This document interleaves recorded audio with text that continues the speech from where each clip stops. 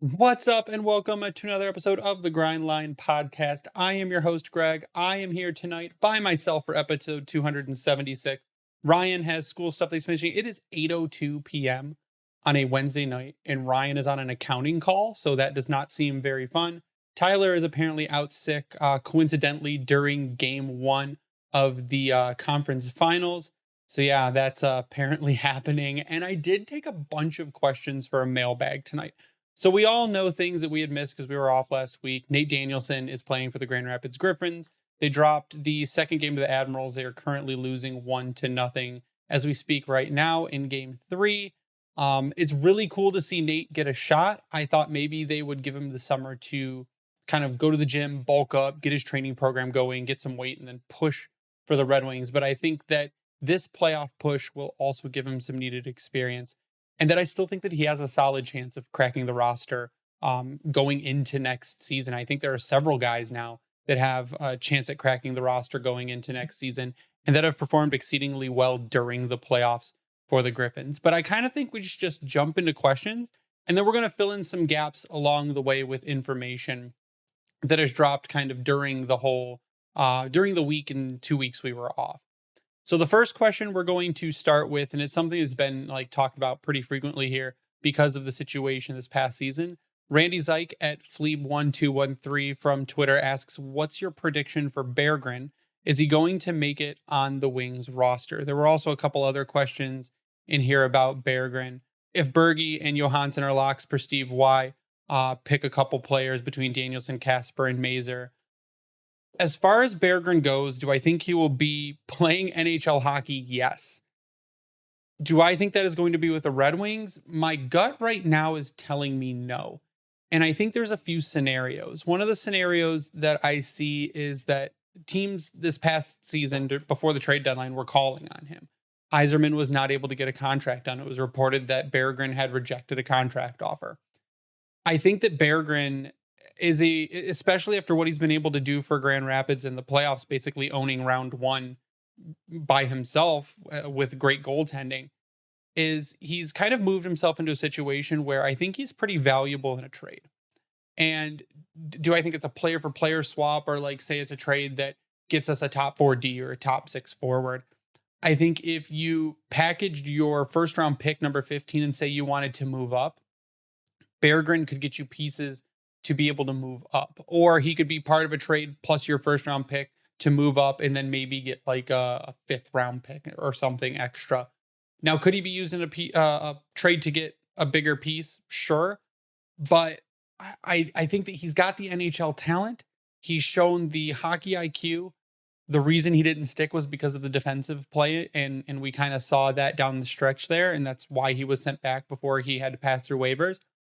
But I'm not sure he's going to be playing with the Wings. I think he will be playing on NHL ice, though. He's absolutely an NHL talent. Some team will plug him right in a lower end team, like a San Jose, like maybe a Montreal, could plug him into their top 6 and actually get something out of him that is worth it. Now, again, they're going to struggle a little bit defensively, but right now they're not at that position to be pushing. So I think that Berggren will be playing in the NHL. I'm not sure he'll be playing for the Wings, but I do think that what he has done so far in Grand Rapids has upped his trade value. And that is something that they could use going forward to their advantage, as well as a bunch of other prospects that they have in order to acquire picks or pieces. So going past that, Chase G at Smokey RX and Montana at Montana Go Irish. Chase asks how many rookies are going to crack the opening night roster. Over under on rookies on the opening night roster, including Edvinsson as a rookie. I think that this is a good time to bring in McKean's. So McKean's Hockey, the past couple of days, they tweeted out that they were doing their NHL prospect pool rankings, much like the Athletic does, where the Athletic had us at number 2, had the Red Wings as a number 2 rated prospect pool. McKean's had tweeted out that the Detroit Red Wings have the number 1 rated prospect pool. They said the Detroit Red Wings take the top spot with the number 1 prospect pool in the NHL, led by prospect Simon Edvinsson. They have Simon Edvinsson as the number 1, followed by Nate Danielson, Marco Kasper, Axel Sandin Palika, Sebastian Cossa, Trey Augustine, Carter Mazur, William Wallinder, Shai Buum, and Dmitry Buchelnikov as our top 10 prospects. I think there's some wiggle room in there. I think that you probably move I would move Albert Johansson into the top 10, maybe drop Shai and Buchelnikov down and move maybe Johansson up to the number 9 slot. If you're going by ceiling, I think this is a good list. It's hard for me, I think, to put defense and forwards on if you're going by a ceiling rating, though, to put them against each other. I do agree, though, that Simon Edvinsson is our top prospect right now. Pellikka is making a case to be probably our second best prospect if he keeps developing the way he does, showing that offense, if that translates to the next level. I think that could be a really valuable piece. Nate did fantastic for Portland down the stretch. He really showed out in the playoffs. Again, he's in Grand Rapids. It's hard to kind of do that top 5 because even between Cossa and Augustine, they're both showing very well at the levels that they're playing at. Augustine's over in the Worlds and he's got like a 924 save percentage and has won a game.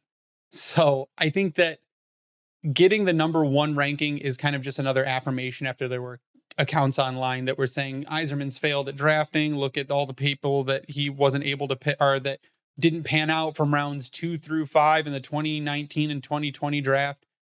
And I think it's a little foolish to go in thinking that during these drafts, you're going to have a hit in the 6th round every year or a hit in the 5th round every year, when reality is most of the guys that make the NHL and play meaningful games come out of the 1st round. To be realistic, though, only 65% of players picked in the 2nd round play at least one NHL game. 3rd round's 56%, followed by 38%, 32, 27, and 21. 91.7% of 1st round picks play NHL games. And that is, I mean, that's a pretty drastic drop off from 91.7 to 65%. So to say that they're failing in those drafts, I don't think is genuine.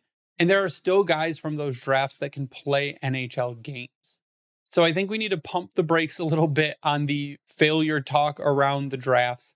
And if I had to say how many rookies this season are going to crack the opening night roster, I think you kind of need to look at the team. My hope is to make it. I think Nate Danielson is going to give it a real push to make that team opening night.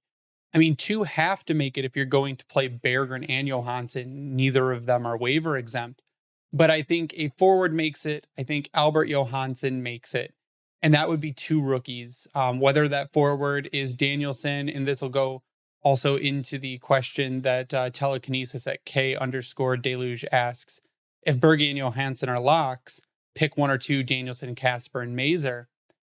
I would say that those are the guys that probably have the best shot. If I had to pick a forward to make it, that I want to make it, I would say Nate Danielson. That I think has the best chance to make it, I would say Carter Mazur. We had talked a couple pods ago that Carter Mazur is a guy that you could plug into your bottom 6. He may have top 6 potential, but right now you could plug him into your bottom 6 and his development would not be hampered by that role. He brings physicality, he's a pest on the ice, he has an offensive touch, plays a good defensive game. But he's not a guy that needs those top 6 minutes in order to keep developing. He can develop in a grinder role and you can move him up the lineup as he develops. Kind of like a Michael Rasmussen, even though he will have AHL games under his belt before he makes into the NHL, which is only something that is going to help him. So if I had to hit, if you set the over-under for me at, God, I'm going to make it really hard, at 1.5, I would take the over. If you set the over-under at 2.5, I'd probably take the under. I'd safely take the under, but I hope it's the over. I hope 3 guys make it. I hope a Kasper, a Mazur, and a Johansson make it, or a Danielson, a Mazur, and a Johansson make it. But I think realistically, you're probably looking at 2 rookies to start the season. So now we're going to take that rookie talk a step further. Lucas Mountain at Lucas Smo on Twitter asks, if Nate and Marco both impress enough to make the opening night roster, which one would you have playing center and which would you have on the wing, assuming Kopp and Compher stay in Detroit? Any chance we see a kid line of Kasper, Nate, and Berggren in the middle 6 next season?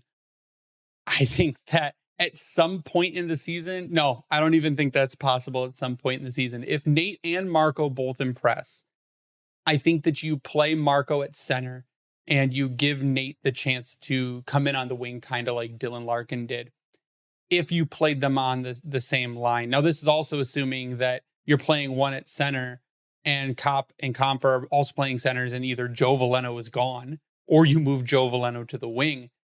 But I would say Marco, I'd be more comfortable starting Marco at center because he played center in Grand Rapids.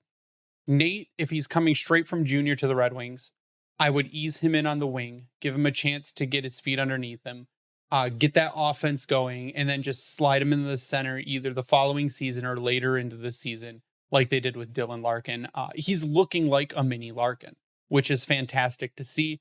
I would not put them on the same line. I think you would probably have, at that point, Marco Kasper probably centering the third line and JT Compher still centering the second line. You could move Kopp to the wing. You could move Compher to the wing. You could see, I think they do need to probably pick up a second line center in the offseason. That's a move they could make. But if you had to pick between both of those and you had to slide one to the wing, I would absolutely slide Nate to the wing. Just because I feel like that transition from junior to the NHL is a lot harder for a center than it is for a winger. So you would take the guy who's already playing center in what's considered a major league in the AHL and move him to the center in the NHL, start him probably on the third line. That would be my best bet for that situation. Then we got a bunch of questions about free agency. So Jimmy B at James Bless 92, Victoria Pearson at Victoria LP 1982, JB at J Starseed 444, Ace Fishing at 2336D, a bunch of letters and numbers. It was just a bunch. There's a bunch of questions about free agents and what the Red Wings might do there. One person asked if I had unlimited cap, who would I go pick up? I think the Red Wings, they need a top 6 winger. They need a top 4 defenseman. Now that winger could be interchanged with a center. You could take a top 6 center instead of a top 6 winger, but you do need another top 6 impact player. If I had unlimited cap, I would go out tomorrow and sign Sam Reinhart. There's your goal scoring and your punch. I would sign Steven Stamkos and get rid of Joe Veleno or get rid of someone and move people down the lineup. I would go out and I would grab one of the top D available. So it's unlimited money is kind of not fair because then you can build your fantasy roster. And even on defense, I'm not sure what I would do when the highest paid defense that's available is Filip Hronek, and I really have no interest in bringing Filip Hronek back. So my big move would be on the defense, and it's not even that big. I would probably try to go out and grab someone like a Brett Pesce and see what you can do there, because you need a guy who can play solid defense to tighten up. Yzerman's big message was tighten up your defense, play better defensively. And that starts on the back end. That starts with your defenseman. Sure, it's very important for your forwards to play good defense. And I do think that will be stressed even further by Newsy going into next season, is that the forwards do need to tighten up defensively. And to their credit, we saw some of that. I think Alex DeBrincat played one of the better defensive seasons he's ever played in his career. Now, was it phenomenal? No, but it was better than he has played. And that style is kind of being forced, which it was kind of surprising to see the offense that came out early and the offense that kind of petered out a little bit, but you saw spurts of it, how powerful it was when the team was also being forced into a staunch defensive game that may not have fit them super well, but you could see kind of the flashes in guys like DeBrincat of what they could do defensively. I think you need to go get a solid top 4 defenseman, and I think Brett Pesce is a guy you could look at. I think that you could trade, even though some people hate him, but I think you need to get tougher. You could trade for a guy like a Radko Gudas. And you could get tougher that way too, to where maybe you take guys out of the play, and that helps. So we were asked, who is more likely to sign with Detroit, Kane or Stamkos? And this one is pretty difficult. So there's a couple sides to it. Patrick Kane kind of blew us out of the water with what he was able to come back from that hip surgery, which no one would really come back at a high level, or when they did come back, they were forced into retirement. And he played at a fantastic pace, still put up points, kind of put the notion that the hip was going to ruin his career behind him. And I think also got rid of uncertainty for a future contract. So I would be comfortable giving Patrick Kane a 3-year deal because He proved that the hip is not going to ruin his production, and I think that was the main worry. And if the hip does get injured, that is something that you LTIR. And if you're close to the cap, you recoup that money. So I don't think there's a big deal there. Now, the reluctance is that we've seen Yzerman say over and over again that he doesn't want to give out big, like long-term contracts, and that he's kind of uncomfortable giving Kane a multi-year deal. And Kane has said that that is what he wants. Kane wants a little bit more stability, and he does like playing with DeBrincat, and their kids get along and all of that. But if Yzerman is reluctant to give him a 3-year deal, I think Patrick Kane walks, or at least tests the market and checks and sees if anyone else will.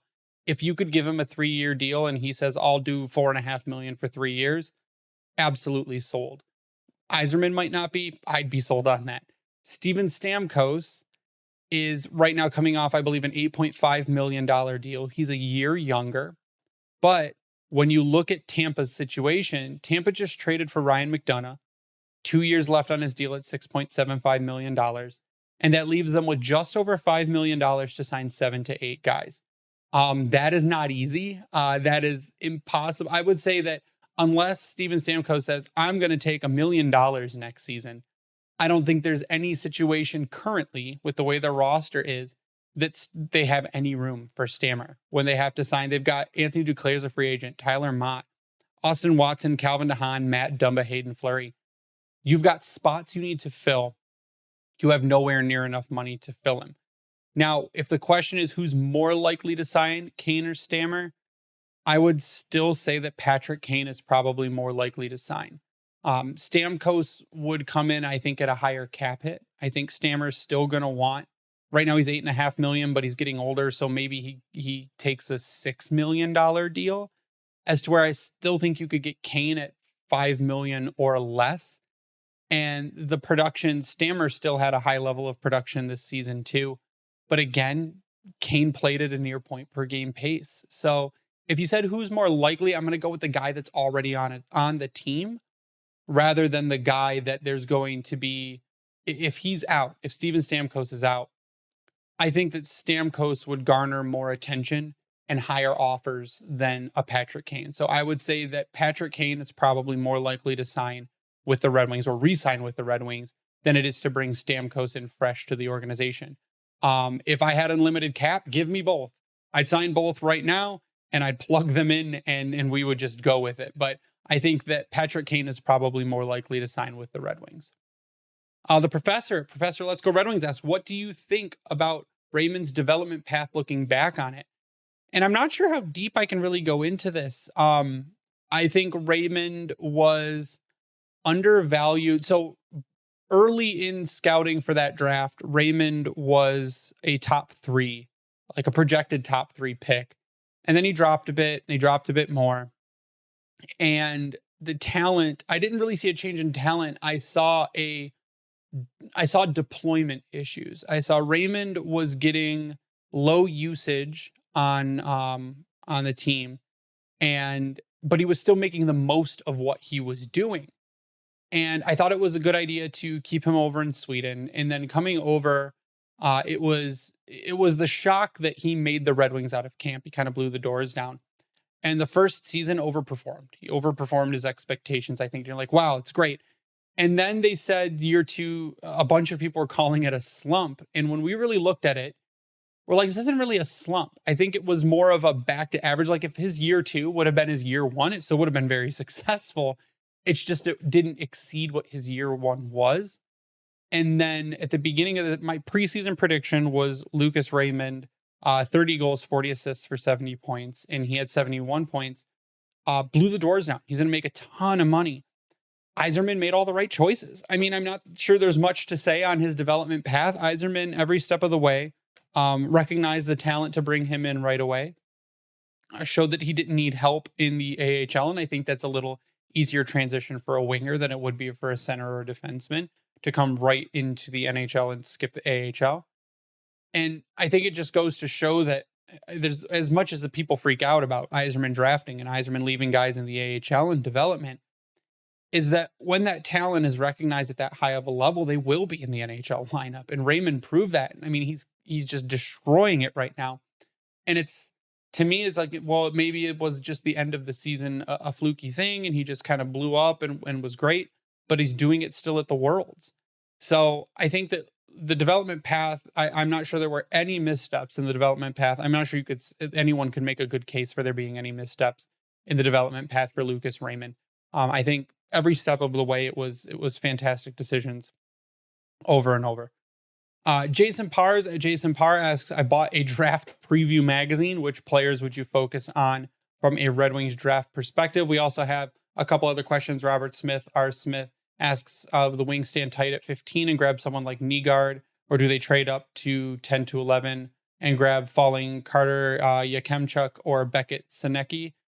So we haven't done a ton of draft stuff yet, and it is coming. We'll have Tony Ferrari on to do draft recaps. But if you're looking right now, and I'm going to go back to McKeen's. McKeen's, again, has us number 1 rated prospect pool. And if you're looking at between picks 10, and I'm going to go range, if you go between pick 10 and pick 20, and my draft kind of look is going to be high impact forward. So you're looking for a scoring forward. That is kind of what the Red Wings are lacking currently in their system. We've got good looking center prospects in Danielson and Kasper and even Emmett Finney. We've got stacked defensive prospects. I think you're looking at high level wingers. If you look at Yakemchuk, he has 71 points in 60 games, but he's a defenseman.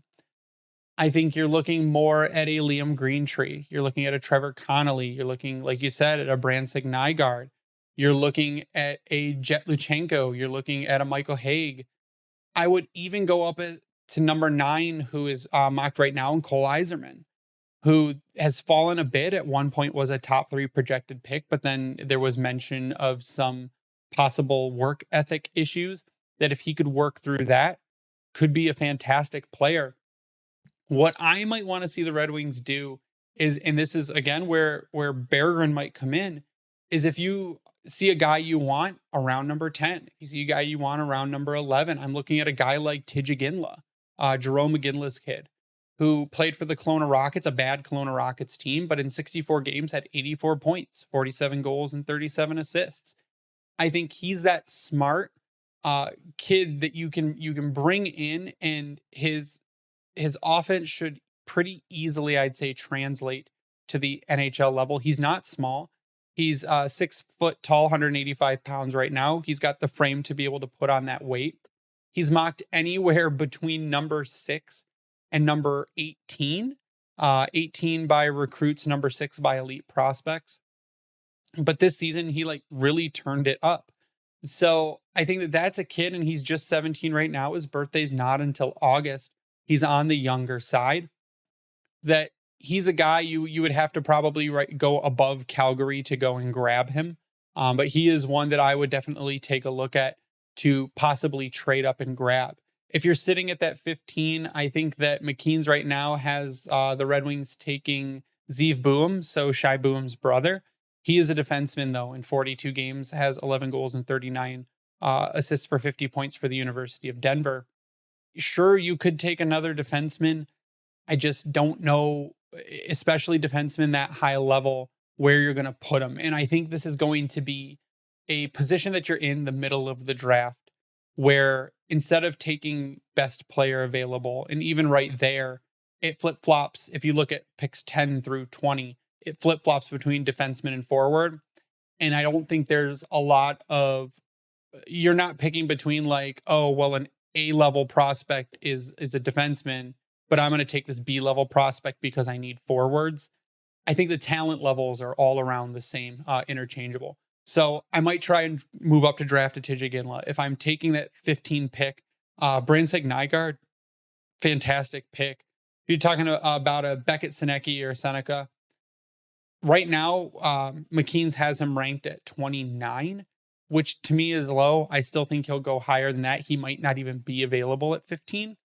There's a lot of, those are kind of guys, and if you're watching on YouTube, you can see I put the picks up on the screen. Those are the guys you're going to want to do your research on. Right now, Brandsic Nygaard is playing in the Hockey Allsvenskan, so chances are he's a couple years in the SHL. Your other guy, Zeev Boehm's already playing University of Denver. He could leave school and come over to the AHL. He's already playing against higher level competition. I think that's one thing that would help his case. But again, defenseman. TJ Ginla is an interesting case because he's only played 2 full seasons in juniors. And you generally need to be 20 years old or have played 4 seasons in order to get out. So he may be required to play 2 more seasons in juniors unless it's a September cutoff date. So you've got something to look there too at where they're currently playing. So what level is kind of the higher competition, and positional. So I think if you go by position, you're looking for a high scoring forward, and there's a few names in there that you could look at. We got a goalie question. So part of Jimmy B's question was, it's a goalie question, which is kind of interesting. What do you think it takes to land Ullmark, Markstrom, or Saros? Man, picks, high-end picks, especially on an Ullmark, who's just a phenomenal goal, who turned out to be a phenomenal goalie. Markstrom, a little less because he's aging. And then Saros, I think, is out of the question. My problem with goalies is that you don't really want to... You've got Cossa, who's killing it, who will probably see some games as backup next season at some point when injuries happen. But you don't want to land a guy and then extend him and then potentially block guys in. Is it a good situation to have 2 really good goalies and then a third really good goalie coming in? Sure. But I'm not going to say go grab Ullmark and then he's going to want an extension for 4 years, 5 years, 6 years. Same with Markstrom, not that long because he's older. UC Saros could want a big extension too. I do think, and I agree with Scotty over at Locked On, is that you definitely need to do something in the goaltending department. Now, Markstrom might cost you the least and be the most realistic. And I think it's a fantastic option to take 30 games. If Markstrom could take 30 games from Alex Lyon, or even from, you run a 1-2-3 and you run Husso, Lyon, Markstrom. On any given night, you need someone that can step in and play a high level game. And we don't know if Husso can do that again. We don't know what Husso is going to look like post-injury. Even pre-injury did not look great. So is that going, if you ran with a Husso, Lyon, Markstrom, I think you at that point have a guy that at some point you could put them in and say, yes, they're going to get the job done. You could let Alex Lyon have a couple games off in the middle. You could play them 1A, 1B and rotate every third game or second game. And it's just I think it's what you have to do to take games off of Lyon's plate. Because you got to remember, Alex Lyon played the most games he's ever played in his career. The season before this season, he had only played 15. 15 was the highest amount of NHL games he had played. So he was way overextended toward the end. I think if you had a viable option, and James Reimer did okay down the stretch, but I think if you had a viable option that you believed in, that you could have played Alex Lyon 3 less games, I think that you are in the playoffs. You're probably not playing right now, but you at least make the first round of the playoffs. So I'd say out of those 3, Markstrom is going to be your most realistic, I think. It takes the least amount of assets to get him. And you're not going to have to extend him for super long term. He has another year left on his deal. So I think that provides a great transition into Sebastian Cossa as a backup as long as his development continues the way it has. That would be my pick there. So we're going to take a couple fun ones. Nordico at Nordico69, nice, asks, who would win in a fight, Ted Lindsay or Darren McCarty? I would tell you Ted Lindsay, and Darren would tell you Ted Lindsay. There's a reason he was called Terrible Ted. Darren, I think, probably learned a lot from Ted, but I think Ted would beat, if it was prime fighting age Ted Lindsay with prime fighting age Darren McCarty, I think Ted would take DMAC, and I think DMAC would tell you the same thing. Liam at that guy Jace42 asks, what's going on? Solo shows, man, real tough to just keep talking with no one with counterpoints. That's the hardest thing. So that's what's going on. Solo shows, they're really hard. I don't recommend them. And then we are going to end tonight with another draft question. And what country do you think this is? At Grape Grower 1986. And I think this was a really interesting question. Asks, will I ever get over the 2018 draft? And this is where we go back and we look at the 2018 draft and just how interesting that was. So I think you're asking the question because the number 1 pick was Philip Zadina. And he was taking over Quinn Hughes, even though I guess Quinn Hughes wasn't even on their radar. And Ken Holland's like, we need a forward. And they picked Zadina. And in 262 NHL games so far, has 41 goals and 50 assists for 91 points, and is not on the Red Wings anymore. And that's fine because the pick just didn't work out. And I think that was probably one of the nails in the coffin for Holland toward the end was that pick and then just how it panned out. You took Joe Veleno, round 1, number 30. Joe Veleno is a bottom 6 center. He's okay at it. Nothing to write home about in 232 games, 30 goals, 34 assists for 64 points. And I mean, for a guy, I mean, at number 30, I'm not sure. I don't like doing redrafts. So I wouldn't look at the second round and be like, oh, you could have picked this guy here and he was picked number 65, because at that point, a lot of teams are starting to throw darts. At pick 33, round 2, you picked Jonathan Berggren, who, again, I think is probably most likely traded. If he's not on the roster in Detroit, he's traded. In 79 NHL games, has 17 goals, 17 assists for 34 points.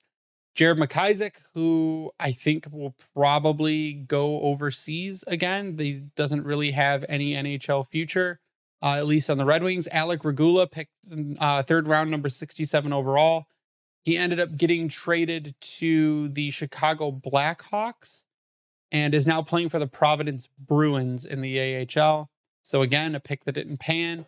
Seth Barton, Jesper Leisen, Ryan O'Reilly, not that one. Victor Brattstrom and Otto Kivenmaki. It was not a great draft, but even if you look at, like, people were complaining about 2019, Mo Seider was picked, and he's, I mean, phenomenal, a number 1 defenseman. Pick 2, Antti Tuomisto, who's playing for the Grand Rapids Griffins right now. Robert Mastrosimone, who wanted out and was relieved. He was given his out, is playing for the Toronto Marlies right now. Albert Johansson, who will be a Red Wing. I will give you that. Will be a Red Wing next season. Albin Gruve, who we thought was going to be a good pick, was not. And then you went down Ethan Phillips, Cooper Moore, Elmer Soderblom, who I think still has a chance as long as he puts in that effort. Gustav Berglund, Kirill Tutyayev, and Carter Gylander, who also just signed a contract. So I think there's probably more hope in the 2019, but Moritz Seider kind of pumps the brakes on the rest of pumps the brakes on calling that a fail, because are there other guys that will come in? Yeah, there's maybe 2 more that will come in from that draft, which would be good. You're hoping to get 2 guys from your draft that play on your team. If you get 3, I think you're pretty lucky. You had the top 2, like, I don't think Antti Tuomisto really has a future for the Red Wings. So 2018 was bad because of Zadina, and I think that overshadows the whole thing. But if you're looking at 2020, Lucas Raymond, William Wallinder, Theodor Niederbach, who there's still a possibility that he comes to North America, Cross Hanas, who's playing for the Griffins right now, Emil Viro, who's playing for the Griffins right now. I'm not sure that you're going to really complain about 2020. You're not going to complain about 2021. You're not going to complain, I don't think, about 2022. So I'm going to give Yzerman his drafting. I'm going to put faith in him on drafting so far, because he's been able to hit on the high picks that he's been given very well. So will you ever get over the 2018 draft? Probably not. But I would really like to not remember that draft anymore. So if we could not talk about it, that would be great. I think that's going to do it for me tonight. I was going to say us, but I'm the only one doing this. I think it's going to do it for me tonight. Thank you for all the questions. We will be back next week. We're going to get Tony Ferrari to come on, maybe not next week, but possibly the week after, to talk about the draft, where the Red Wings are landing, and a couple of those names that I mentioned earlier. And we do have some exciting guests lined up. After the Griffins are over, we got some guests lined up as well. But yeah, that's going to do it for me tonight. I'd like to give a shout out to Vintage Detroit, which is the only place you get Detroit jerseys from and worked on. You can go check out our exclusive t-shirt collection over there by clicking the Keep It Local button and selecting the Grind Line podcast. We've got 4 designs right now. I swear I'm working on more. Work has been busy, but it is going to happen. I am working on more shirt designs. So go check those ones out right now that you can pick up. And we also like to give a shout out to our YouTube channel. Go over to YouTube, search the Grind Line, subscribe, turn on notifications. You'll get notified every time an episode goes live, and you'll be able to see our pretty faces talking at you, along with all the graphics that we put up during our show to kind of add to our explanation of things, to make things a little bit easier to understand. But yeah, thanks for listening to me tonight, and you stay classy, Hockey Town.